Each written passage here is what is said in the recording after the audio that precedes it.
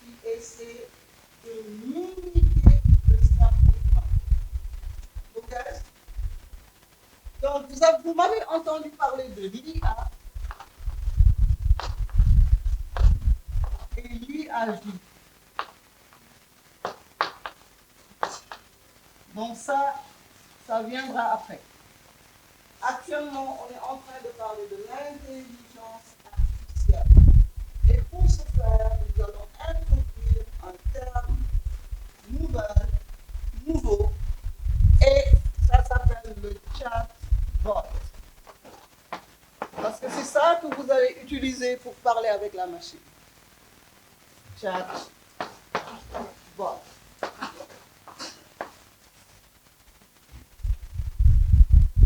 Le chatbot, c'est différent du chat GPT. Il y a une petite différence. Le chat GPT s'est entraîné, mais il n'est pas spécialisé. Tandis que le chatbot est spécialisé. Vous voyez les étapes pour faire l'entraînement. Maintenant, on a l'architecture. La machine a une architecture. C'est pour cela que maintenant, elle est sophistiquée, elle est spécialiste. Elle a le niveau d'un doctorat. Ce n'est plus ChatGPT 1 ou 2. Maintenant, on parle de ChatGPT 5 et plus. La machine devient de plus en plus intelligente et il y a des risques. Parce que eux, ils peuvent, si on continue de les entraîner, ils peuvent éliminer le monde. Oui. Donc il faut qu'on arrête. Il ne faut pas que ces machines soient plus intelligentes que nous. On doit faire attention. Maintenant, il y a un grand débat. Où est-ce qu'on va s'arrêter pour que la machine ne soit pas trop forte? Donc ça, l'architecture lui permet de comprendre. Avec l'architecture, la machine peut comprendre.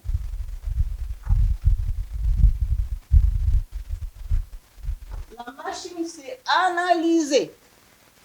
Ce n'est plus un bébé, ce n'est pas GPT, ce n'est pas ChatGPT 1 ou 2. Maintenant, la machine est analyste. Donc, analyser et générer. Générer, ça veut dire donner des pages, créer des livres, créer des articles. Comme ça, génère. Générer.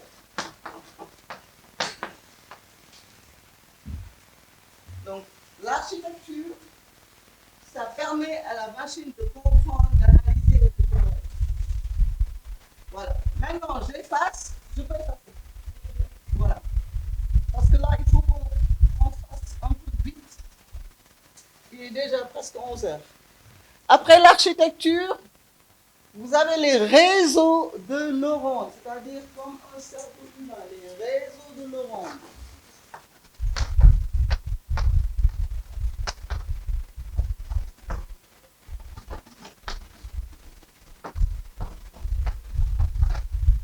Les réseaux de neurones, ça fait partie du fonctionnement des LLM. Les réseaux de neurones, ce sont des structures qui permettent à la machine de mimiter le cerveau humain. Vous êtes devant maintenant une machine qui est plus brillante que vous. Moi, je vous assure que la machine m'apprend beaucoup. Elle devient un expert en tout, avec son réseau de neurones. Il s'inspire du cerveau. La machine, elle reçoit des données, les traite de façon objective. Elle est pertinente. Ok? Les réseaux de neurones. Les enfants, prenez bien note. Il faut que vous soyez les premiers candidats à concours en Afrique de l'Ouest. On veut que les Sénégalais soient premiers. Ok? Vous allez comprendre tout ça. Prenez des notes. C'est pas pour tous les c'est pour vous. Prenez des notes parce que vous en aurez besoin. Avec votre âge, à votre temps, vous ne pourriez pas fonctionner sans l'intelligence artificielle. vos oreilles. Donc, fonctionnement, il y a d'abord l'entraînement, l'architecture, les réseaux de neurones. Essayer de mimiquer le cerveau humain. Après cela, il y a les limites et les défis. Limites et défis. Quelles sont les limites du modèle de langage? Il y a quelque chose qu'on appelle hallucination. Parce que toutes les informations que vous recevez sur Internet ou via ChatGPT, pas toujours à 100% correct. Quelquefois, la machine hallucine. On appelle cela hallucination. Donc, les limites, c'est l'hallucination. Hallucination.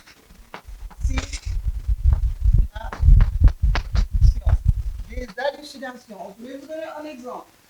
Qui peut me donner un nom sénégalais qui n'est pas vivant, qui peut venir de l'Est, de l'Ouest, du Nord, du Sud, donnez-moi un nom. Quelqu'un qui est célèbre au Sénégal. Tout le monde connaît.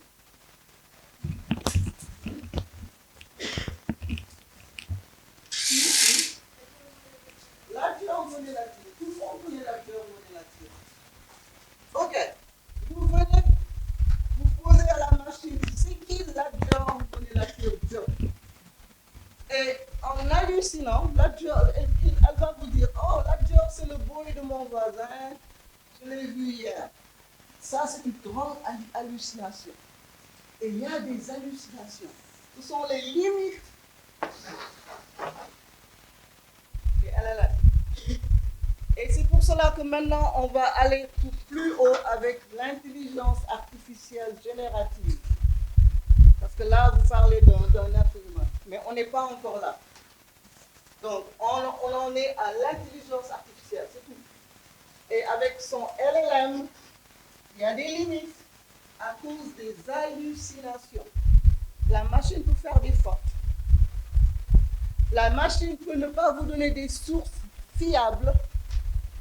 Les enfants, vous savez ce que ça veut dire une source? Combien de sources? Ouais, les plus célèbres, ce sont les sources primaires et les sources secondaires. Okay? Donc actuellement, on va parler des impacts. Et les impacts les plus cruciaux, ce sont les impacts politiques et sociaux. Donc, pour y aller rapidement, il y a la désinformation. Désinformation, où est-ce que vous mettez ça? Politique ou social? C'est un impact politique ou social? Social. La désinformation. Désinformation.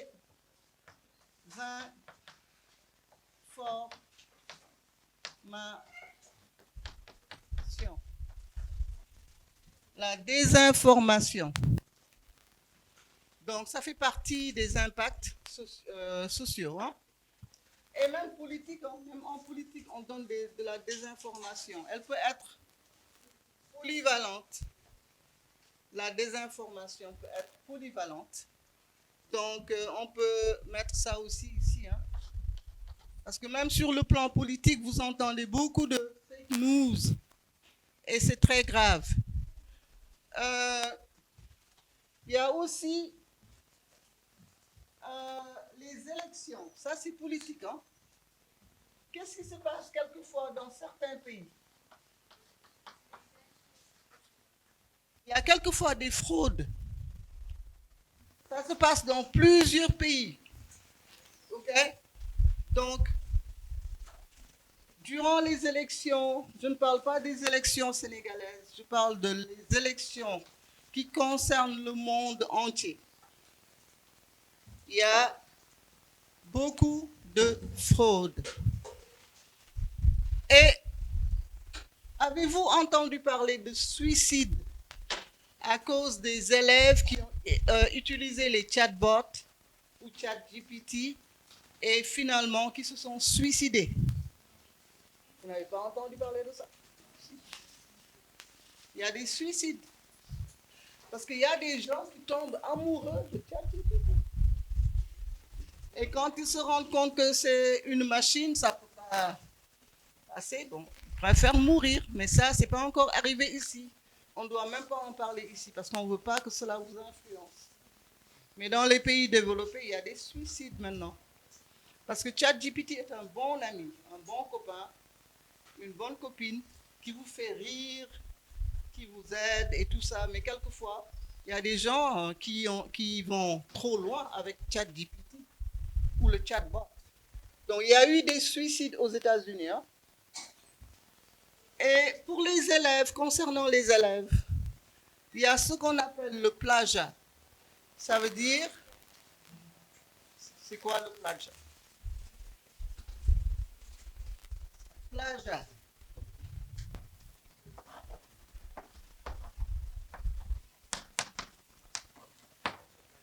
C'est quand, par exemple, on vous demande de faire une petite dissertation ou bien un essai, on dit essai en anglais, et que vous allez prendre les idées de quelqu'un sans pour autant leur donner du crédit et vous dites que c'est vous-même qui avez fait ça. Ou bien vous trouvez que quelqu'un a écrit quelque chose, vous copiez et vous collez. Ça, c'est du plagiat. Ou bien que vous venez, vous êtes en classe d'examen, vous avez votre petit portable, le professeur dit c'est quoi pi, vous ne connaissez pas ce que ça veut dire pi, vous regardez et vous trichez. Quoi. Donc ça, c'est un grand problème. Moi, dans mes classes, personne ne rentre avec un portable. Quand il y a examen, les portables, ça se met dans des enveloppes avec votre nom et c'est collé. On l'amène au bureau du proviseur ou bien de quelqu'un qui a l'autorité.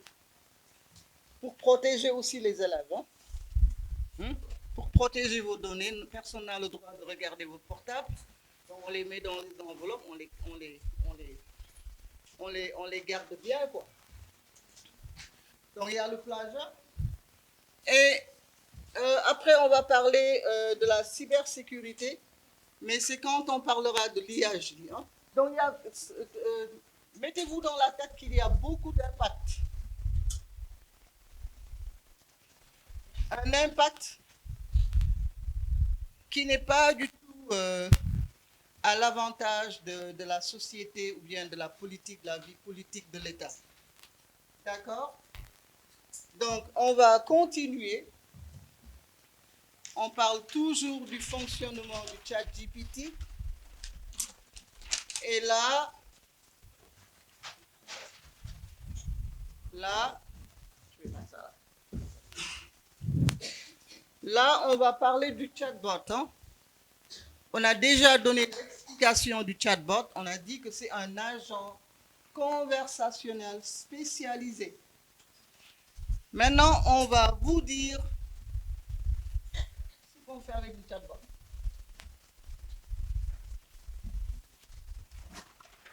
Pardon. Merci.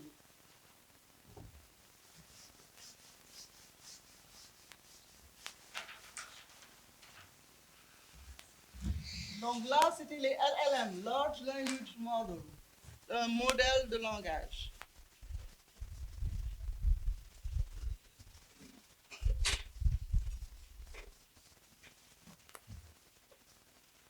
Voilà. Voilà, le chatbot. Qui se rappelle de la définition du chatbot?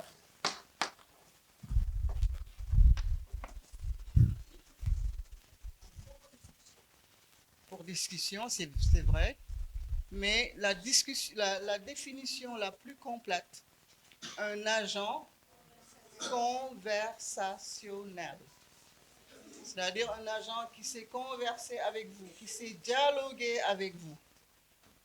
Un agent conversationnel, mais lui, il est spécialisé. C'est pas comme ChatGPT. OK? Donc ici, quand vous êtes devant votre interface,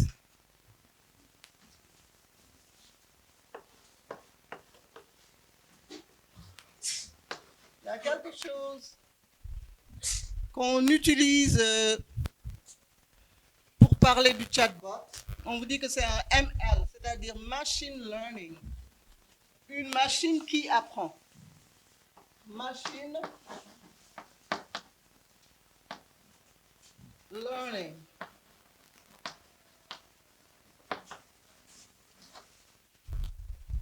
Machine Learning.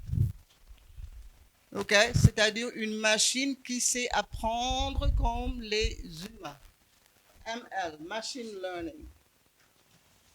Donc, ici, on parle de Self-Supervised Learning. Self-Supervised Learning. Self, c'est quoi? C'est soi-même. Self, il y a quoi de self. Supervise, c'est superviser. Yow yaay superviser sa bopp. Un apprentissage auto-supervisé. Supervisé. Un apprentissage supervisé. Un apprentissage supervisé. Ça, c'est learning, apprendre. Learning, apprendre. Self-supervised learning. Un apprentissage supervisé. Donc, on parle aussi de la fenêtre de contexte. La fenêtre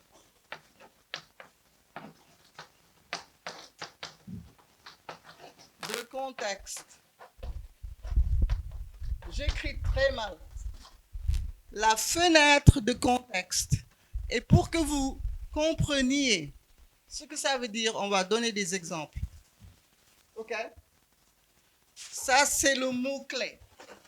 Contexte. Contexte. Donc, quand je dis Fatou aime la cuisine. Fatou aime la cuisine. Elle prépare. Elle prépare. Et là reviennent les probabilités dont on a parlé durant la première heure. Donc, je vais vous donner 3 choix. Elle prépare des chaussures.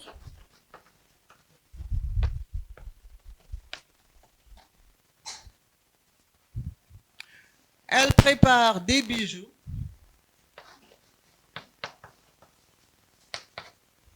Elle prépare des gâteaux.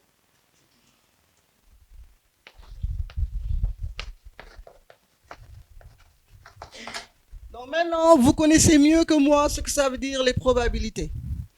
Mais là, on a une fenêtre de contexte. Elle aime la cuisine. Hein? Elle aime la cuisine. Donc ça, c'est un mot-clé. Ça, c'est un verbe qui peut nous donner un peu d'informations. Donc, quand on est dans une cuisine, quelle est la probabilité la plus haute? Faire des chaussures, faire des bijoux ou des gâteaux? Très bien. Vous faites des gâteaux. C'est comme ça que la machine apprend. La machine, elle sait s'apprendre, elle sait apprendre elle-même. Donc, quand elle est devant cela, la machine se dit elle-même, oh, des chaussures, non. La probabilité, peut-être, c'est 2%. Ça ne veut pas dire qu'on ne peut pas faire des chaussures dans la cuisine. Mais, en général, c'est ça qui devrait être la réponse la plus pertinente. On est dans la cuisine, on fait des gâteaux. On ne fait pas des chaussures, on ne fait pas des bijoux, on fait des gâteaux. C'est comme ça que la machine sait quelle est la réponse la plus pertinente. D'accord? Donc, puisque le temps file, on ne va pas prendre trop d'exemples, mais je vais prendre quelque chose. Par exemple, Moudou est dans le garage. Dans le garage. OK? Il répare son livre,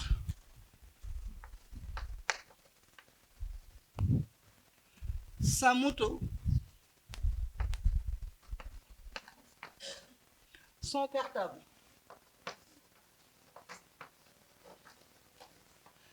La fenêtre de contexte a un mot-clé, garage. Et la machine ne se soucie seulement que de la fenêtre de contexte pour pouvoir vous donner des réponses pertinentes. Donc, puisque Modou est dans le garage, donc certainement, la probabilité la plus élevée, c'est ça, moto. Donc maintenant, vous comprenez la fenêtre de contexte. Voilà. Donc, et dernièrement, c'est deep learning. Deep learning. Donc, on a, pour le chatbot, j'ai été un peu désordonné ici. Pour le chatbot, on a machine learning, on a self-supervised learning, on a la fenêtre de contexte, et maintenant on a le deep learning, c'est-à-dire l'apprentissage approfondi. Deep learning, parce que maintenant la machine peut faire des robots. Les robots, on a la télé ici. Chef IT, on a la télé ici. Ouais. On peut aller sur YouTube. Ouais, mais on n'a même pas beaucoup de temps. Mais pour vous dire que deep learning, c'est quand la machine apprend profondément et que la machine maintenant peut faire un cerveau avec des réseaux de neurones, comme notre cerveau. Donc, deep learning. Deep learning. Donc, je suis désordonné. Toutes mes excuses. Deep learning.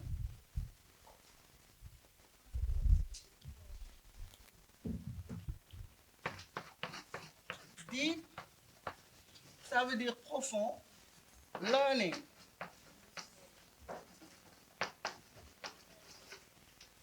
Donc, avec le chatbot, vous allez avoir machine learning, self-supervised learning, la fenêtre de contexte, deep learning, c'est-à-dire un apprentissage approfondi. Quand la machine, quand l'intelligence artificielle vous montre des robots qui sont capables de faire la cuisine, de vous servir votre café, de vous tenir compagnie. Il y a des hommes qui marient des robots. Il y a des hommes, tu en as déjà entendu parler. Il y a des hommes qui marient maintenant des robots. Ce sont de belles filles qui marchent, qui rient, qui pensent. Et ça, c'est très dangereux.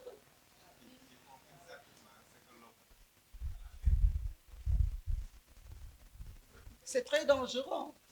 Donc moi, j'ai beaucoup de réserves avec l'intelligence artificielle, mais nous sommes dans ce temps où on doit comprendre, on doit savoir ce que ça veut dire parce que vous serez obligé d'être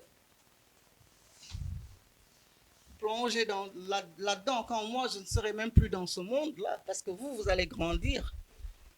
Vous allez avoir des vies vraiment, je ne sais pas, très complexes. Donc, on va filer un peu.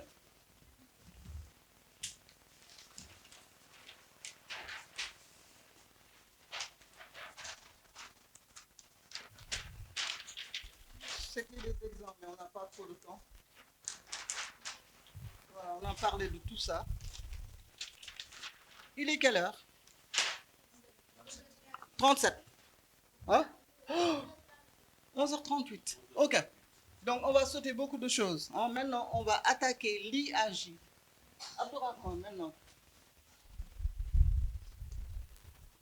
L'IAJ, c'est-à-dire l'intelligence artificielle générative. L'IAJ, en intelligence artificielle générative.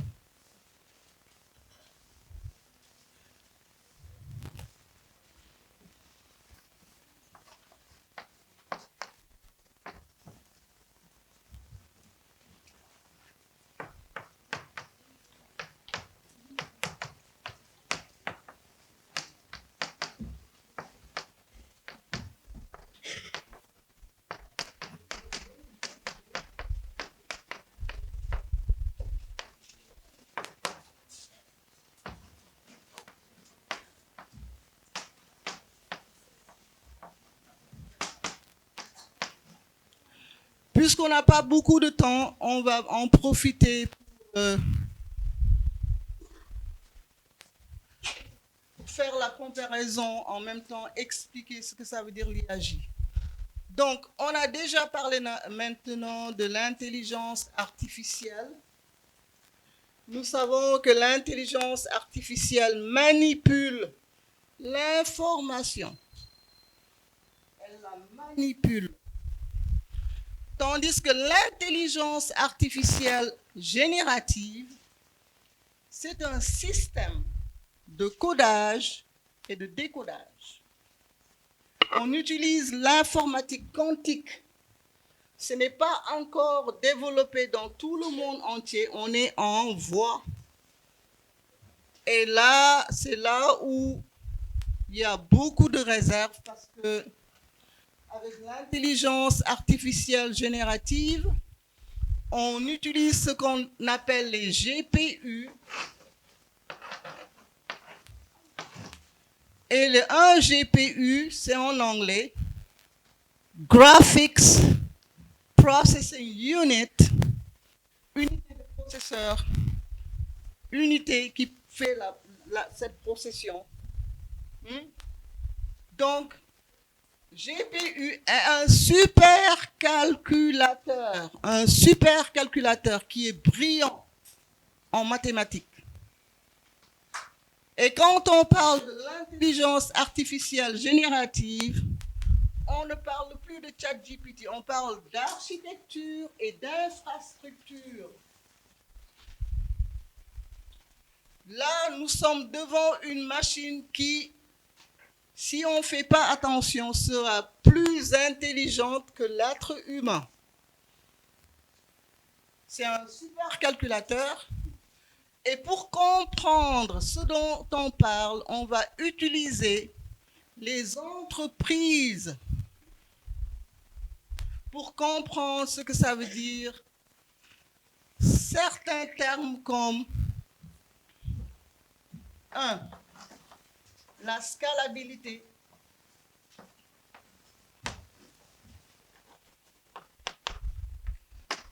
Scalabilité.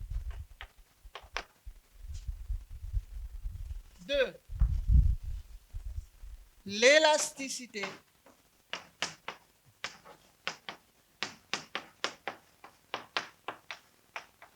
Et 3. La résilience. Résilience. Je donne toujours les mêmes exemples pour que tout le monde puisse comprendre. C'est la fête de la Tabaski. Vous allez à la banque. Avant la Tabaski, mais est-ce que vous allez à la banque le jour même de la Tabaski? Parce que c'est une fête. Nous sommes le 25 décembre. C'est Noël. Est-ce qu'on va à la banque? Non, c'est une fête. Le 25 décembre est une fête. C'est la fête de Noël. D'accord? Donc, quand il y a une fête, par exemple, il n'y a personne dans les banques. Donc, la machine, elle sait qu'elle n'a pas beaucoup de données. Elle est capable de se rétrécir ou de s'élargir. C'est ça la scalabilité. Optimisation, ajustement, tout ce que vous voulez. La machine, elle est maintenant tellement intelligente qu'elle sait quand se rétrécir ou s'élargir. Maintenant, vous êtes à 10 jours de la Tabaski ou bien de Noël. Tout le monde va à la banque. Il y a beaucoup de données qui viennent. Il y a beaucoup de données.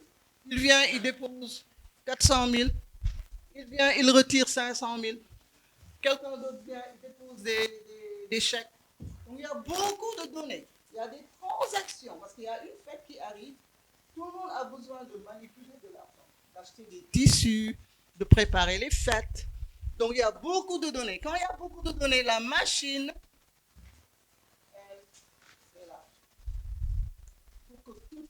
données rentrent dedans. Vous n'êtes plus devant une caissière qui vous dit oh,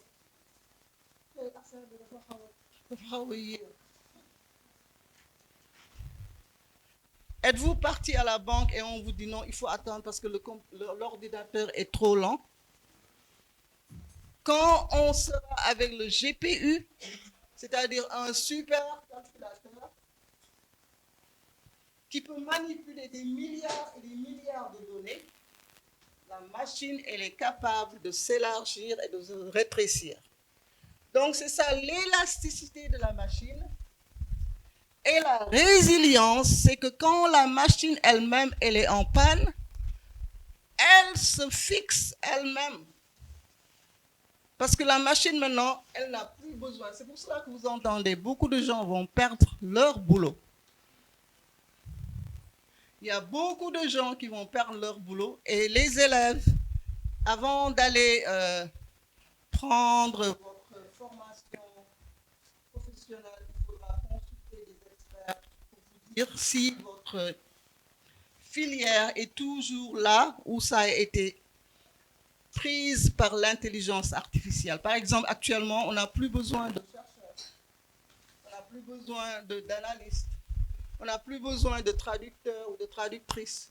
Toutes ces personnes vont perdre leur boulot. Il y a beaucoup de gens qui vont perdre leur boulot. Donc faites attention. Qu'est-ce que vous allez apprendre? Vous devriez prendre une filière que la machine ne sait pas faire. Sinon, vous allez vous retrouver en chômage. Donc faites très attention. On n'est pas encore arrivé au GPU dont je vous parle, mais c'est là où on tend à aller vers cette direction.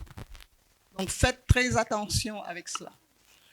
Donc, le GPU permet la scalabilité, l'élasticité, la résilience. Je ne vais pas pouvoir parler de beaucoup de choses parce que c'est presque l'heure. Avant de conclure et de prendre vos questions, je voudrais seulement revenir brièvement sur tout ce dont on a parlé. On a parlé des termes basiques qui font marcher la machine. On a parlé du GPT. GPT n'est pas bien entraîné. GPT ne sait que faire terminer une petite phrase, ajouter un petit mot, parce qu'il n'y a pas eu d'entraînement. ChatGPT a eu son entraînement. Ça dépend de quel ChatGPT. GPT 1 est plus faible que GPT 2, et ainsi de suite. Maintenant, nous en sommes à GPT 5 et nous tendons à partir plus haut. C'est là où le danger réside. Donc, mes enfants, 7 ans, 25 ans, vous qui êtes dans les écoles, les lycées, l'université, il faut prendre l'habitude de regarder des vidéos scientifiques. C'est la vulgarisation scientifique. Il faut regarder des vidéos scientifiques. Et pour ce faire, il faut des heures et des heures d'attention soutenue. On ne peut pas seulement faire du attaya à côté et ne pas se concentrer. On doit se concentrer pour apprendre. Et quand il est l'heure de s'amuser, allez vous amuser, mais toujours revenez à vos vidéos, à vos livres, à vos devoirs. Essayez d'apprendre de façon soutenue. Tout le temps. Tout le temps, il faut apprendre. Parce que vous êtes appelés à diriger le Sénégal de demain. Vous, là. Vous pourriez être ministre. Vous pourriez être présidente. On ne sait pas qui sera le prochain président dans 50 ans. Peut-être qu'il est là. Donc, il ne faut pas être intimidé par toute cette notion d'intelligence artificielle. C'est facile. Ce n'est pas difficile. OK? Donc, regardez des vidéos scientifiques, comme je vous l'ai dit, et il faut des heures pour regarder cela. OK? Regardez les scientifiques. Vous pourriez apprendre beaucoup de choses avec eux. Il faut la mathématique pour réussir dans le monde de demain. Donc, vous avez parlé des algorithmes, des probabilités, ce n'est pas difficile. Ce sont des notions vraiment très simples. Un algorithme, ce sont les étapes à prendre pour arriver à un résultat. La probabilité, c'est facile. Regardez votre fenêtre de contexte pour donner une probabilité. Quand vous voyez c'est une cuisine, regardez ce qu'on fait dans la cuisine. La probabilité est plus élevée là-bas. Donc, pour parler maintenant de l'intelligence artificielle générative, je vous ai dit que c'est un système. L'IA manipule l'information, mais l'IA est un système de décodage et de codage. Et on ne va pas parler de tout cela dans cette classe, parce que là, il faut parler de l'informatique, de Python, de tout ça, les programmes et tout ça. On ne va pas parler de cela. Mais sachez que c'est un système de codage et de décodage. Quoi d'autre? Il y a un scientifique américain qui s'appelle M. Pix. Il juge que 97% de la population mondiale ne comprend pas l'intelligence artificielle. Parce que tout le monde a peur. Il ne faut pas avoir peur. Il faut vulgariser ça. C'est pour cela que moi, je rentre dans les quartiers et je fais ce cours. Il faut démystifier ça. Il ne faut pas faire partie de cette 97%. Nous, au Sénégal, on veut qu'au moins 50% des gens comprennent l'intelligence artificielle. Ce n'est pas difficile. OK? Donc, sachez que au Moyen Âge, les gens qui étaient riches, c'était les gens qui savaient lire et écrire. Au Moyen Âge.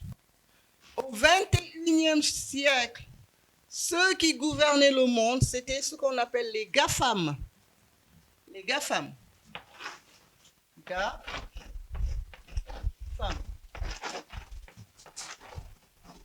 Ça, c'est pour Google. Ça, c'est Amazon. Ça, c'est Facebook. Ça, c'est Apple. Ça, c'est Microsoft. Ce sont les leaders, ce sont les plus riches. Quand vous entendez Google, il y a des milliards et des milliards d'argent. Donc, Google n'est pas plus intelligent que vous. L'argent, maintenant, se situe ici, avec la technologie. Si vous n'êtes pas fort en technologie, vous allez souffrir avec de petits salaires qui ne pourront pas vous permettre de payer le loyer et de payer tout ce dont vous avez besoin de payer. Donc, il faut apprendre les mathématiques, il faut se concentrer vers les études STEM.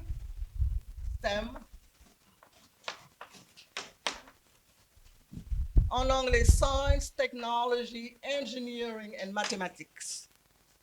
En anglais, Science, Technology, Engineering and Mathematics.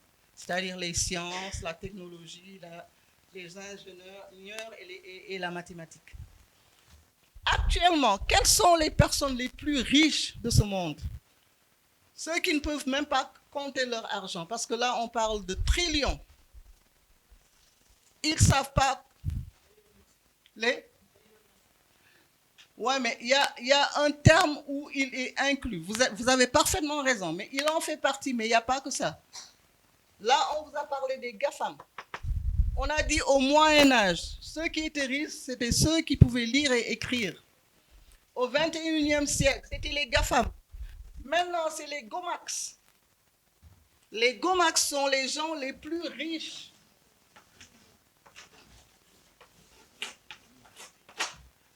Les GOMAX, ça c'est pour Gemini. Ça c'est OpenAI. OpenAI a créé ChatGPT. Ça c'est... Non, Mistral et Meta. Meta et Mistral. Yeah, ça c'est Anthropic. Et ça c'est Elon Musk, XAI. Parce que maintenant Twitter, ça s'appelle X. Ce sont les gens les milliardaires, les trillionnaires. Ils ne peuvent pas compter leur argent. Il y en a trop, parce que par jour, si tu fais des milliards, comment est-ce que tu peux compter cela? Pourquoi t'en veux? Pourquoi avoir des milliards par jour? Parce que tout le monde entier, toute la population mondiale utilise ces structures. Donc maintenant, ce sont les gens les plus riches. OK? Les plus influents. Ils peuvent changer des gouvernements sans pour autant se déplacer. Donc, en conclusion, je vais dire, nous approchons des réalités qui peuvent bouleverser le monde entier. Parce que nous n'avons pas besoin de machines plus intelligentes que nous. Donc, il faudrait qu'on fasse attention. Il faudrait qu'on essaie de faire des règles pour que l'intelligence artificielle n'aille pas trop loin, jusqu'à toucher le bouton nucléaire et éradiquer le monde entier.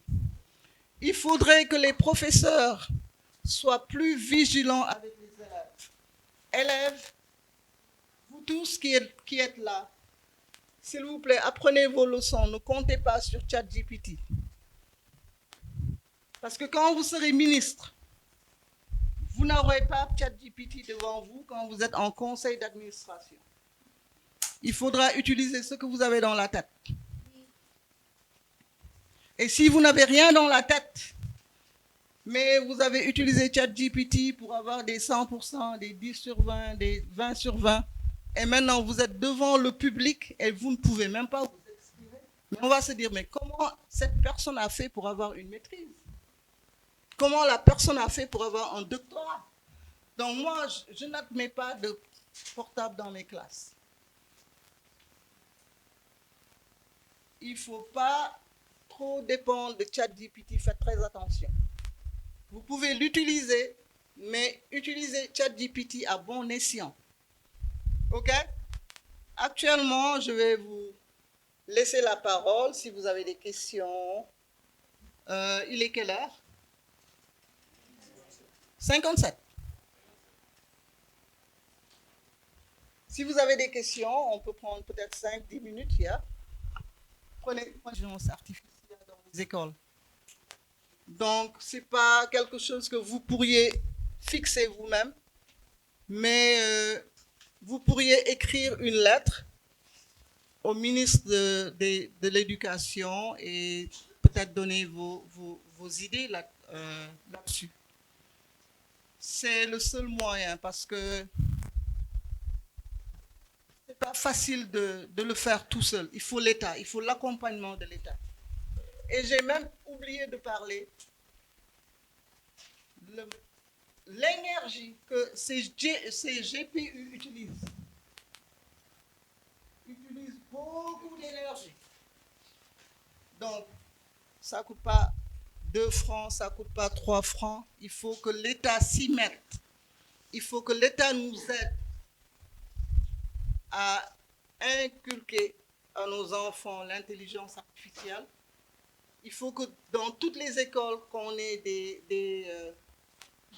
bibliothèques avec des ordinateurs, avec le Wi-Fi. Ça ne doit plus être un luxe. Il faut tout vulgariser, il faut tout démocratiser. Donc moi, c'est ce que je pense. Et peut-être qu'il y a d'autres personnes qui ont une idée là-dessus. Salam alaikum. Ouais. Avant, je félicite vraiment madame. Oh, Et aussi à partager nos expériences. Et que les enfants de chance. Présenté, je m'appelle Abdallah Sissé. Je suis spécialiste du digital. Donc, je suis spécialiste de système, réseau et sécurité. Donc, je suis à l'Université de Dakar depuis 2002 en tant qu'ingénieur système et réseau. mais c'est la passion qui m'anime et c'est le fait aussi de partager l'outil et l'informatique par rapport à cette génération. Mais bien dit, et par l'intelligence artificielle, qui est en tout cas un outil pour nous à la base. C'est déjà un outil et que sans la connaissance, vous ne pouvez pas exploiter cet outil. Et c'est important ce qu'elle, en tout cas, a expliqué par rapport à la connaissance. Il ne faut pas arrêter d'apprendre. Il ne faut pas arrêter de partager parce qu'on vous présente un assistant. Et pour nous, c'est quelque chose qui génère des informations. Il va falloir lui donner l'information fiable pour qu'on puisse avoir un très bon résultat.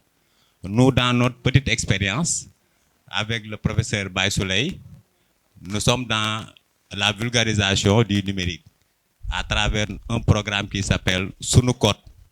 Sunukot, c'est un programme qui initie, qui partage avec les enfants la technologie en général.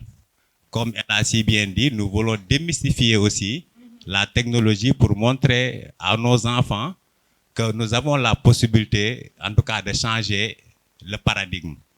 Parce que l'exemple que nous avons pris, on l'a pris déjà chez nous en tant que parents. Nous avons vu que nos enfants regardent nos téléphones de nos femmes avec du contenu qui n'est pas notre contenu. Déjà, il y a des problèmes de valeur, il y a des problèmes de citoyenneté et il y a des problèmes aussi d'orientation. Comme elle l'a si bien dit, d'ici, il va y avoir beaucoup de métiers qui vont disparaître. Pouvoir préparer aussi cette nouvelle génération à avoir une orientation par rapport à ces nouveaux métiers. Par exemple, d'ici 2030, il n'y aura plus de médecins généralistes. Un médecin généraliste ne sera plus utile parce que l'intelligence artificielle va jouer le rôle de médecin généraliste. Comme elle a si bien expliqué, c'est des données, c'est des contextes et aussi le système a tellement d'ordonnances qu'on n'a plus besoin, en tout cas, d'avoir un médecin généraliste dans ce cas. Et l'autre chose dans l'éducation qui est plus important, et vraiment je salue la présence des élèves et aussi de leurs enseignants, parce que c'est important que les enseignants aussi puissent comprendre qu'il va falloir qu'eux-mêmes qu'ils portent ce combat-là. C'est à travers vous qu'on peut en tout cas aider les enfants à s'approprier de cet outil. Et n'oubliez pas que c'est un outil qui génère. Et comme elle l'a si bien expliqué, dans tous les domaines d'activité de la vie, vous avez un outil spécifique avec l'intelligence artificielle qui peut vous aider spécifiquement à ça. Moi, personnellement, je l'utilise parce que je fais des logiciels, je code des sites web, je fais de la robotique, je fais du domotique et tout ça avec l'intelligence artificielle parce que j'ai appris avec des livres, j'ai échangé et surtout, je parle beaucoup avec Google et YouTube. Il ne faut pas regarder des contenus inutiles. Regardez des contenus scientifiques, littéraires, parce que la lecture, elle est très importante. Et surtout l'anglais. Le plus important pour moi, c'est l'anglais. Parce que les mots que vous avez entendus, que vous avez vus, c'est l'anglais. Même si l'intelligence artificielle, nous pouvons l'utiliser en français, mais la base, c'est l'anglais. Donc, ayez ça aussi en mémoire. Et nous, pour votre information, en tant que passionné digital, maman, nous travaillons sur notre propre IA au Sénégal pour essayer que l'IA parle Wolof, comme vous l'avez dit, parce que tout est là, ça existe. Donc, nous allons juste travailler pour adapter notre contexte avec notre langue locale. Et nous travaillons avec Scratch pour développer des assistants, des chatbots avec des enfants. Récemment, nous l'avons fait à la mairie des HTM. Et nous avons ici, en tout cas, si nous sommes là, c'est surtout aussi, c'est une volonté. Moi, je ne savais même pas qu'il y avait des experts dans la salle. C'est extraordinaire. Non, l'expert, c'est vous. Nous sommes là en tant que jeunes passionnés, parce que la présentation de votre personne, en tout cas, c'est quelque chose que nous avons à magnifier. En étant jeune et étant encadré, je vois que ce que vous êtes en train de faire, c'est quelque chose d'exceptionnel. Et j'aimerais vraiment que la salle applaudisse encore une fois Voilà, parce que c'est exceptionnel. C'est exceptionnel. Et merci. Merci. Et, et j'espère que vous avez profité de ces occasions. Moi, personnellement, ces formations-là, ces ateliers, c'est 10 francs par personne. Et vous n'avez rien payé. Donc, remercier encore Madame la formatrice, encore pour elle, parce que ce qu'elle est en train de faire pour vous, c'est pas facile. Et merci beaucoup. Soleil Ndiaye. Je suis professeur, donc je veux dire je suis professeur de sciences et je ne vais pas dire que je suis un expert du développement communautaire, mais je m'intéresse à tout ce qui est développement, recherche, j'écris des projets et je m'intéresse aux enfants depuis des années. Donc, et ça fait plaisir de voir que quelqu'un aussi participe au projet de société sénégalais, c'est-à-dire à sa manière. Et c'est pour revenir un peu à la question de monsieur qui parlait un peu comment intégrer ces types de formations-là dans nos écoles. Et je pense qu'il y a des écoles qui sont en phase, je pense que c'est des écoles privées, là où il y a les moyens. Donc, et comment faire que ça soit accessible pour que nos écoles publiques puissent bénéficier de ces formations. Je pense qu'il faudra des volontaires comme elle et d'autres personnes. Donc, parce que nous, on est en train de développer sous nos codes, je pense qu'il en parlait de ça. C'est pour un peu initier aux enfants au monde du codage. Et je pense qu'il y a des termes qui sont revenus, les algorithmes, les variables et tout ça. Je pense que c'est important que les enfants puissent, dès à la base, retenir ces expressions, les comprendre, avoir ces bases de connaissances-là. Et moi-même, en général, lorsque j'écrivais des projets, ça en prenait 3 semaines, 4 semaines. Maintenant, à moins de 30 minutes, je t'écris un projet, je contextualise par rapport à n'importe quel domaine de compétences et tu vas te dire que je suis resté presque 1 mois à l'écrire. Donc c'est pour dire que l'IA, elle est là et je pense que la question qu'elle avait posée, elle est importante, c'est-à-dire que comment l'utiliser. Et je pense qu'il y a un jour entre chercheurs, on discutait par rapport aux dangers de l'IA. Et comme nous, par exemple, on a une expertise et si on partage avec l'IA, on est en train de l'enrichir. Par exemple,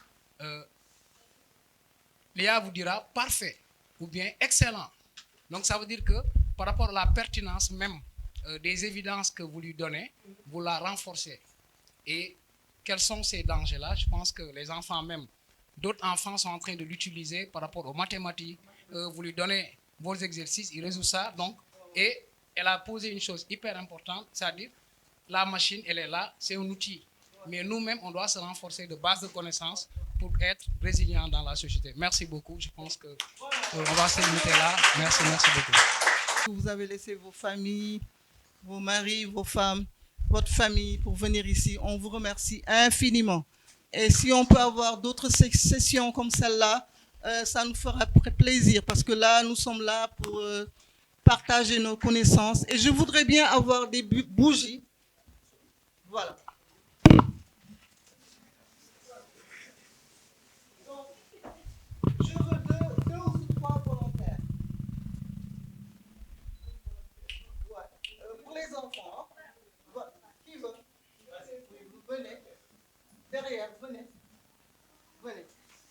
Et je m'excuse, je présente mes excuses pour les autres. Hein. Voilà. Donc, mettez-vous en face de...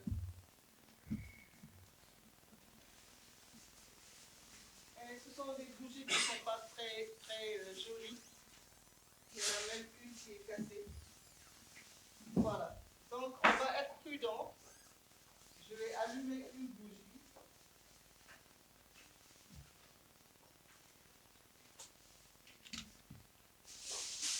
Vous appelez comment?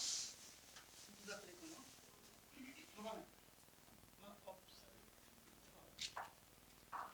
Voilà. Il y a Mohamed, il y a Abdou Karim, Maïcha. Voilà, non, non, non. Non. Voilà. Votre bougie, elle est là. Est-ce que tu peux aider Abdou Karim à allumer sa bougie? Très bien. Est-ce que tu peux aider Mademoiselle Chao à allumer sa bougie? Voilà. Donc ça, c'est le symbole de la connaissance. La connaissance, on la partage. Ce n'est pas parce que vous avez allumé sa bougie que votre bougie a été moindre. Vous avez la même bougie. Et pourtant, vous avez aidé quelqu'un à allumer sa bougie, la sienne. Il a aidé l'autre à allumer sa bougie. Et vous avez toutes les mêmes bougies. Donc la connaissance, ça se partage. On ne doit pas garder la connaissance pour soi. On la partage avec tout le monde. Ok? Donc prenez ça en compte, les enfants. Si vous voyez quelqu'un qui n'est pas fort en maths,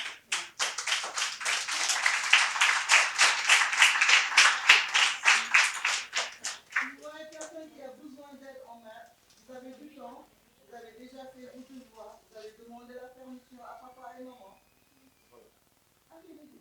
Allumez ça. D'accord, non? C'est un exemple. D'accord, les enfants? Est-ce qu'on peut faire des photos avec les enfants? Voilà, maintenant la séance est terminée. Je vous remercie.